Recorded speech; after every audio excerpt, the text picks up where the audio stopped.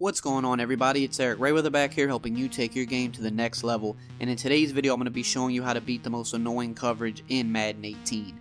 Now if this is your first time checking out one of my videos and you want to improve your Madden game, go ahead and hit the subscribe button below. Make sure to hit the bell icon so that you join the notification squad and never miss an upload. So like I said, guys, today we're going to be going over how to beat what is the most annoying coverage in the game right now. This has been requested in my comment section more than anything else as of late, so I definitely wanted to get this video out for you guys.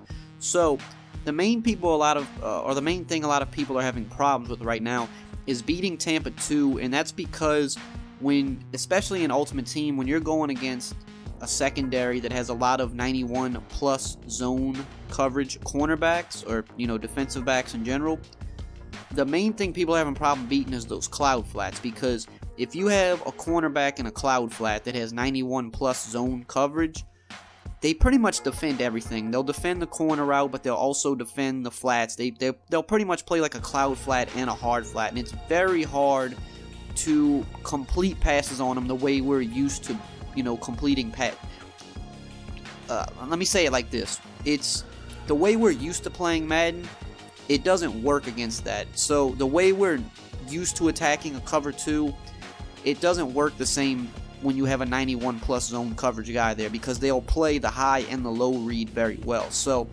for this demonstration, I'm going to have Earl Thomas at cornerback because he is the best zone coverage defensive back in the game.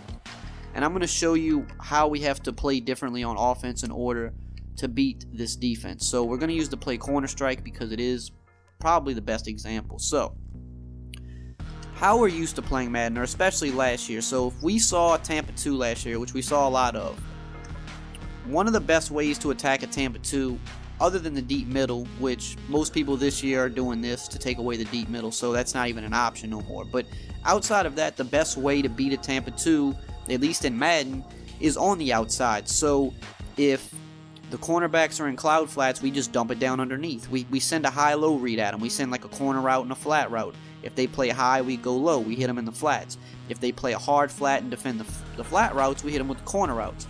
And that worked fine last year, and it still works this year if the cornerback doesn't have 91 plus zone. But if they do, they're going to defend everything well. So last year, I'm going to flip this play. I'm going to run it to Sherman's side, because Sherman is still good, but he doesn't have that 91 plus zone threshold. He has like 86. So last year, if we saw Tampa 2, this is what we did. We say like, oh, okay, Sherman's playing back. We dump it down into the flats, pick up our 5 to 6 yards, and we go about, our business to the next play. That's all we're looking to do. If we're picking up 4 to 6 yards in the flats against Tampa 2, you're doing fine. So this year, the problem is if your guy has 91 plus zone and you try to just be like, okay, it's Tampa 2, let me hit the flats quick, Earl Thomas is on your neck immediately. Like, that was a 2-yard gain at best, and he dropped it. And so a lot of times in game, those cornerbacks will jump the route and take it for 6. I'll show you again. Throw it to the flat. See, Earl Thomas is on his neck. It's not a safe throw. He's dropping the ball because Earl Thomas is meeting him right at the point, right where he's catching the ball. And that's what people are having trouble beating, because they're saying, well, I'm running a high-low read. That's what I'm supposed to do, but this guy is able to defend both. So, okay, let's wait and try to hit the corner route, but he's back there to defend that too. That's the problem. He can defend both because his zone coverage is so high that he breaks on the ball so quick. So we have to change the way we play offense in order to beat that. You still want to send a high-low read at him, but you want your low read to develop later, because what you need to do is you need to force him to play his cloud flat. You need to force him to get back here before you dump it down into the flat. And you can't do that if you're throwing like a table route or a swing route to the running back, because he's getting to the flat, he's just getting to the flat too quickly.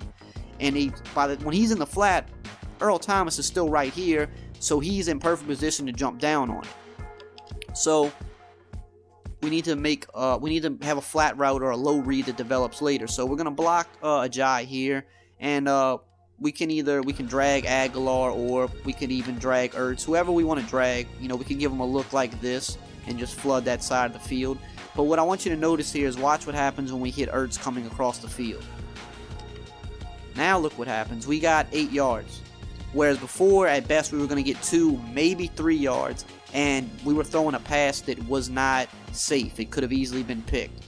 So here, this time we'll send Aguilar into the flat on a drag route. So we're still creating a high-low read, but what's happening is Earl Thomas, we're forcing him to commit to that C route before we dump it down to our low read. So we're going to go to the replay here, and you're going to see, watch where Earl Thomas is at. So Earl Thomas, before we throw the ball, Earl Thomas is at the 15, 14-yard line, whereas before he was, you know, not even to the 20-yard line yet. He was in perfect position to jump the flat. He's still breaking on the ball as soon as we throw it because his zone coverage and play recognition are so high. But look how far away he is now. We're able to turn this up the field, got almost 10 yards off of that. So basically what I'm saying is there's not like a single play or a single setup that I'm saying just run every time on Tampa 2. But what I'm saying is just adjust the way you play offense. You have to play offense differently this year. So you still want to send high-low reads at those cloud flats, but you just basically want your low read to be something that develops a little bit slower. You don't want your running back running a table route to the flat because that cornerback can jump down on it. You want to force that cornerback to commit to the corner route or commit to the streak or whatever deep route you're sending. You want to make him commit to it before you hit the flats, because at that point he's too far away to make a break on the ball so quickly and you're able to pick up yards. So just think about timing and spacing this year. Think about how your routes are developing, when they're getting to the parts of the field that you need them to get to, and adjust accordingly. If you see that you're running a route combination and the route combination, it works, but it doesn't work on a 91 zone guy because he's jumping a certain route, send a different route into that area, but make it a later developing route so that he's now further away out of the picture and can't jump the route as easily. That's all I'm saying. So that's kind of like a pro tip, like a tactic that you need to implement into your offense. And if you do that, you'll have a lot better time on offense. You'll be able to beat these coverages that otherwise have been very hard to beat this year. So if you guys enjoyed this video and found it helpful, as always, just drop a like, comment, subscribe, and I will see you guys next time.